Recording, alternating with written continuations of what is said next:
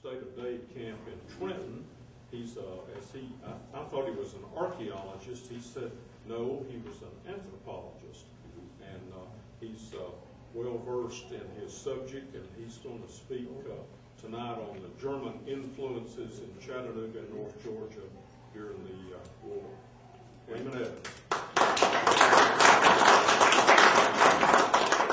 For the benefit of any of you who don't know me, I am at the State of Day Camp 707 in Trenton. I'm a life member of the Georgia Division of National SCV, and I've been a working anthropologist for more than 30 years. And in recent years, I've done a number of Civil War-related projects. My interest in the local area began about 30 years ago when they had the Highway 27 relocation work at Chickamauga Battlefield. I worked on that. I was beginning to think the road would never get built, but it finally did. And I'm going to share some things with you I learned myself fairly recently. I'm not going to do this as a lecture. I'm going to sit back down, and we're going to be very informal with this. Anybody that has a question, just let me know. And if I can, I'll answer it. If I can, I won't hesitate to tell you I don't know. Got an old postcard here. It's kind of crude by modern standards. It's a watercolor orchard knob. And this was done in the 19th century. What's unusual about it, on the back of this little area here, it says, printed in Germany. Now, can any of you imagine why Germans would print a postcard of orchard knob? German soldiers here. Most people don't know it, but Germans had a real significant part in the American Civil War. There were over 500,000 Germans in the Federal Army. This was German Americans, ones that were born here of German descent, but over 200,000 of them were actual German nationals. And there were entire German divisions. There were several in the immediate area here during the war. A couple of months ago, Senator Mullis in Walker County was interested in trying to get some German involvement in Walker County, and he's planning a trip to Germany next month. He wanted me to do a background document on Germans in the local area during the war.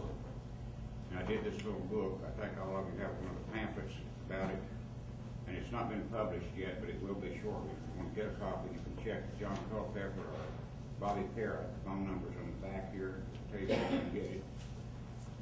And when I did this, I wanted to make it something that would be easy to relate to, and rather than have just page after page after page of German names, which I could have done, I decided to select a few people that was like typical and cover them in depth. And I have General Peter Osterhaus here. He was a division commander with Sherman. He came here for the siege of Chattanooga, and he was the senior German officer in the local area. This was Sergeant John Dobley. He was in Hazen's brigade, and his unit captured Orchard Knob. I mean, his regiment was half German, and the brigade was about two-thirds German. Hazen himself, after the war, went to Germany and served a tour of the German army, because of all the Germans he got acquainted with during the war. And this is Louis Johansson. He changed his name to Louis Johnson when he came here. Unlike a lot of the Germans, he didn't hang out with other Germans and speak German and everything. He learned English immaculately and called himself Louis Johnson. And later, when people asked him where he was from, he would say Indiana, because that's where he joined the army at. But he was born in Germany. He spent 2 years in the Prussian Naval Academy, because in those days there was not a Germany as we know Germany now. Prussia was the dominant power. It was a separate state, and there were numerous little principalities or kingdoms that were like states, but they were not united. And there was a movement. Count Bismarck was working on this to make a united Germany or create Germany like it is now. He was having a lot of trouble because of the different principalities. Everybody wanted to keep their king, their prince, and what have you. And there was a lot of political unrest. That was why a lot of people came to this country. Of course, there had been Germans here ever since the beginning. During the American Revolution, the English found it cheaper to hire German mercenaries rather than to send British soldiers here. So most of the people that the revolutionists fought here during the American Revolution were not English, but were Germans. And a lot of these deserted and went over to the revolutionist side, and others stayed here after the war. I mean, Western Pennsylvania was predominantly German at the beginning, and when the representatives of the different colonies were meeting to form the United States, but first with the Declaration of Independence, the first copy of the Declaration of Independence was printed in German. They had got it up and everything. They needed some printed copies, so they sent a man out to make some printed copies, and the first print shop that came to was run by a German, so he printed in German. So the first copy of the Declaration of Independence was in German. And when the United States was created and set up, they actually had a vote on what the official language would be, because a lot of people were so anti-English because of being down on the king and all, but they wanted a different language. And German was in third place. The three major languages, Spanish was second and English was first, and they were all very close. Germany might have been the official language if a few people had voted different. But during the 1840s and 50s, there was a big influx of German people to this country. A lot of this was due to a failed political movement called the 48 movement in Germany that a lot of people that were in the German army had participated in, the Prussian army. And it failed, and to avoid legal trouble, they immigrated to the U.S. Peter Osterhaus was one of these. He was a Prussian officer in Germany and came here and became a bookkeeper in St. Louis. The Germans, for the most part, stayed in the Ohio Valley area and Missouri. There was heavy German concentrations in all the towns along the Ohio River and in Missouri. Texas had a small German colony that had been established during the days when Texas was a part of Mexico. They had an impresario who acted the same as Austin and brought his colonists over from Germany. However, the Germans, because of their experience with individual states and stuff in Germany, were very anti-states' rights. I mean, they wanted a unified central government in Germany, and they felt that was the best government here, so consequently, they were easy to recruit into the Federal Army. There were some in the Confederate Army, but the majority of them were the Federals. In Texas, the Confederates was going to conscript them, and the Germans found out about it, and they decided they was going to escape to Mexico, and the Confederates caught them, and the Confederates called it the Battle of Nueces. The Germans called it the Nueces Massacre. But it was kind of a one-sided thing, but the Germans that survived did get put in the Confederate Army, forcibly. But for the most part, they were in the Federal Army. And first, it's on the back of your pamphlet here, Fritz Siegel. He was probably the best-known German in the country then. He knew Lincoln personally, and Lincoln more or less hired him to promote the Union cause among the Germans. And he did quite effectively. There was recruiting carried out in Germany. There was a large number of Germans recruited there. They would teach, they'd give them a steamship ticket and teach them to say, "I fight mit Siegel." And that's the only thing they could say intelligible to English speakers. So when they got to New York, they would say, "I fight mit Siegel," and people would send them to the army. And all parts of the country had Germans in the army, but New York provided the most. Missouri was second place, and Ohio third. And there was over 500,000, as I said earlier, in the army, and over 200,000 actually came from Germany.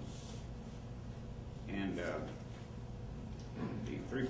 selected here are kind of typical of the Germans you would have found in the Army during the time in Chattanooga. There were actually hundreds of Germans here then, and some of them spoke fluent English, and some of them didn't speak any English at all. But almost all of them had trouble saying Chattanooga. They would say Zatanooki is as close as they could come to saying Chattanooga. But General Osterhaus, he entered the Army as a major because of his past experience in the Prussian Army. He fought at all the engagements in Missouri and Arkansas. The Battle of Pea Ridge was a big one, and then he was transferred to Mississippi, where he became part of Sherman's Army of Tennessee. He was a division commander for Sherman and came here after the Battle of Chickamauga for the siege of Chattanooga. And he was the lead unit in the Battle of Ringo Gap. He got to Ringo before any of the rest of Hooker's people. And later during the Georgia campaign, he served as a corps commander for Sherman. After the war, he got a State Department position with an embassy, and then when he retired, he went back to Germany, and he became a lecturer at the German War College. A lot of the Germans that were in the Army did go back to Germany after the war, and when Bismarck was able to unify Germany using the Prussian Army, this was really helped with the fact that the Prussian Army had a nucleus of combat veterans from the American Civil War that had been experienced in the most technically advanced warfare that the world had seen up until that point. So they helped create modern Germany, really, the Civil War veterans. John Dobley was from Louisville. Well, he was born in Germany, but he was living in Louisville at the time the war started. And he and a friend joined what was supposed to be an all-German regiment, but they couldn't get enough men fast enough, so they got 6 companies of Germans and finished out the regiment with just anybody that would join. But numerous other part German or all German regiments were formed then, and they were put together to form the brigade that captured Fort Knob later. They came here with the 21st Corps, Army of the Cumberland, and fought at Chickamauga and took part in the siege and all of that. He was killed at the Battle of New Hope Church during the Atlanta campaign. Lewis Johnson was in Indiana running a bookstore, Lafayette, Indiana. They call it Lafayette rather than Lafayette, but it's spelled the same at the time the war started. And he joined the Army. He'd always wanted to be in the Army. In fact, he tried twice to get in West Point. They wouldn't accept him because he was foreign-born. But he joined the Army as a private for 3 month enlistment at the very start of the war and participated in the West Virginia campaign, the Battle of Rich Mountain. He performed so well there that when they reorganized as a 3-year regiment, he became a lieutenant. He served as a lieutenant in the Battle of Fishing Creek, or the Mill Springs it's sometimes called. Was wounded there. Then he fought at Shiloh. He was wounded again there, and participated in the Kentucky campaign, fought at Perryville, Murfreesboro, and was a captain by the time he got here as he was a company commander and also the provost officer for Branham's division. And he acted as such at the Battle of Chickamauga, and Branham cited him specifically for his staff man that performed well, especially in the fighting of Snodgrass Hill at the end of the Battle of Chickamauga. His desire had always to be a professional military man, and during the winter after the Chickamauga Missionary Ridge fighting, there was an opportunity to get an advancement in rank if you would command a colored unit, because colored troops were being accepted by the Federal Army, then they didn't have any earlier. And Johnson thought that would be a great way to get more rank and have a better position to stay in the Army after the war was over, because he didn't want to get out. He wanted to be a career military man. So he was accepted. He was passed the examination boards, and he became the colonel for the 44th U.S. Carter Infantry Regiment.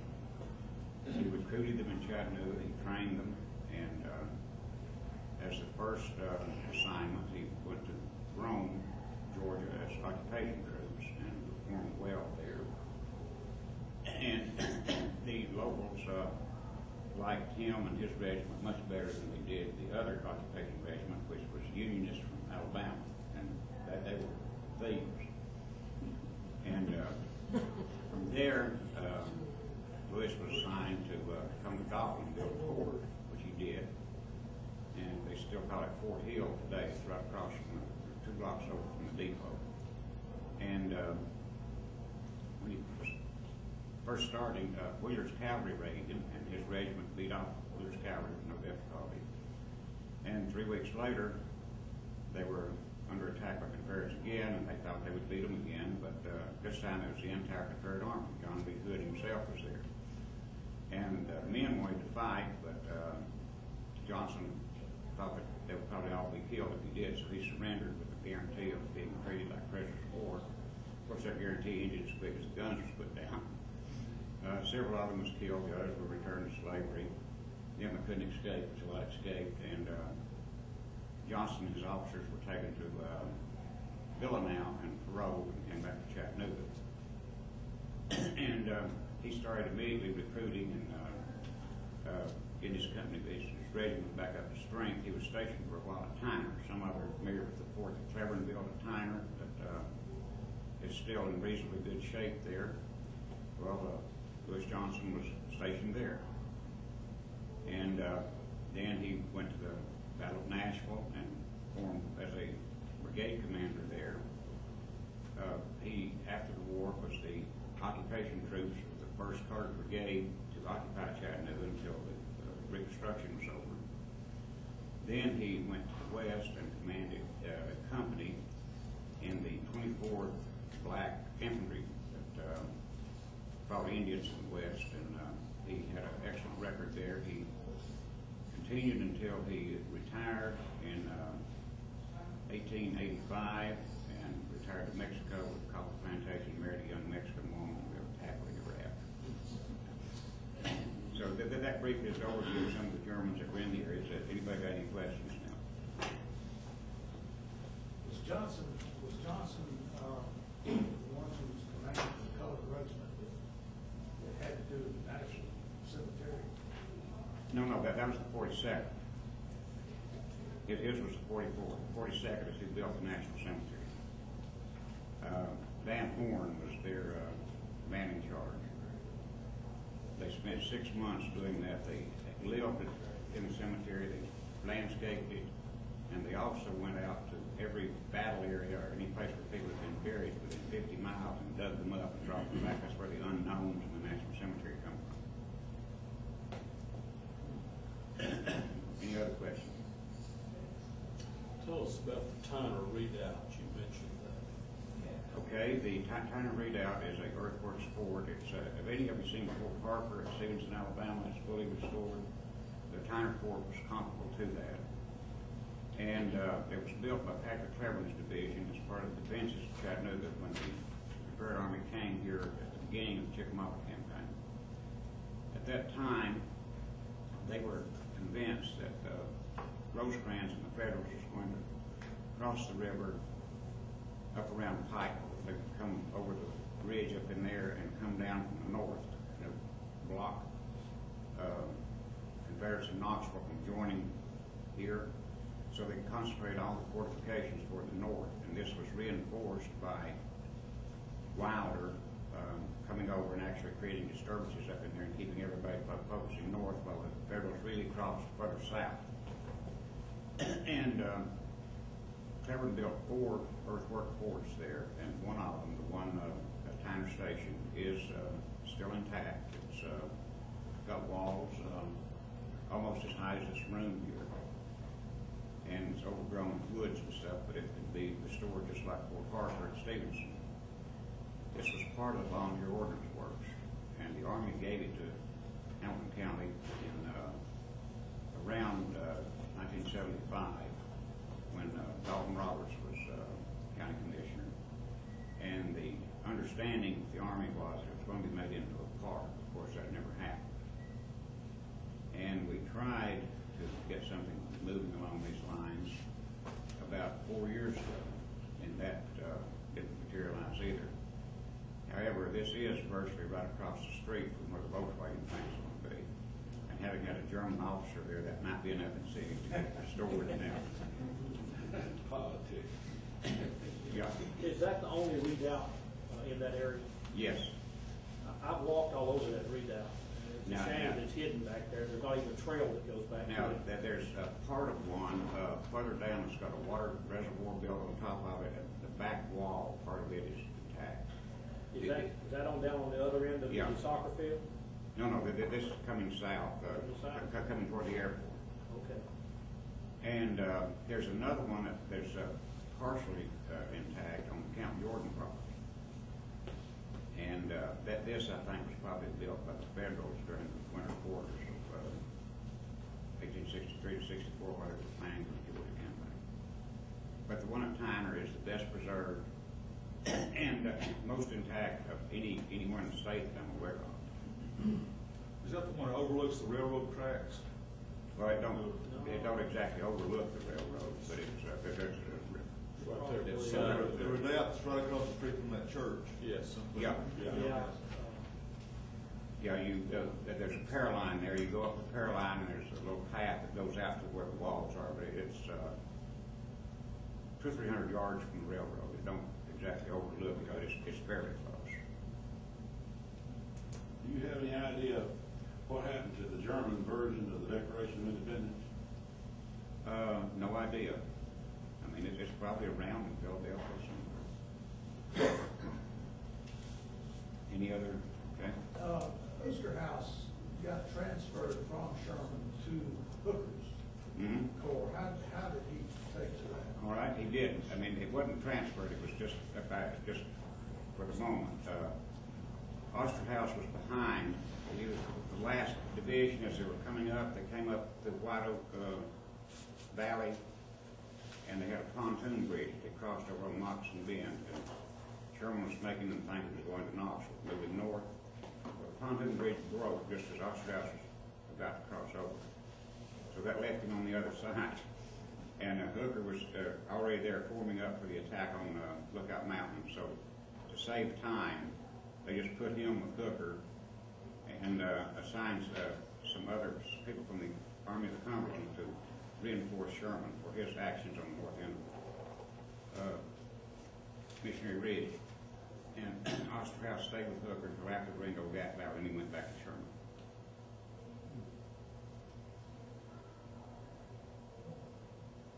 All right, moving on. After finishing the book, we decided, what I've been doing for the past several years in North Georgia is promoting historic tourism. We had the information, we decided how can we best use this to promote historic tourism in the area. And we had earlier done the Chickamauga Campaign Trail. I don't know if all of you are familiar with this or not. This is the pamphlet for this, and we spent about 5 years working on this, and all of the sites with numbers on this map have interpretive signs, and that has worked out extremely well. So we decided we would do a driving tour for historic German-connected Civil War sites, and that's what this is. And for this, we selected not only authentic historic sites, we also went for very scenic, attractive, natural area sites, which appeals to Germans. And we put together 27 sites that will extend from Marion County, Tennessee to Rome, Georgia. And any of you that are interested, you can look through this, and several of the sites are in Hamilton County. We've got a sequence of sites involving Lewis Johnson. We've got ruins of Fort Attaway in Rome, where he was stationed during the occupation there, and we've got Fort Hill in Dalton, where he was captured at, and then the Tyner Fort here Creek was that later. So there's a series of 3 forts that can be tied in there. And we have 44th U.S. Card reenacting unit that as some of you men know, I know.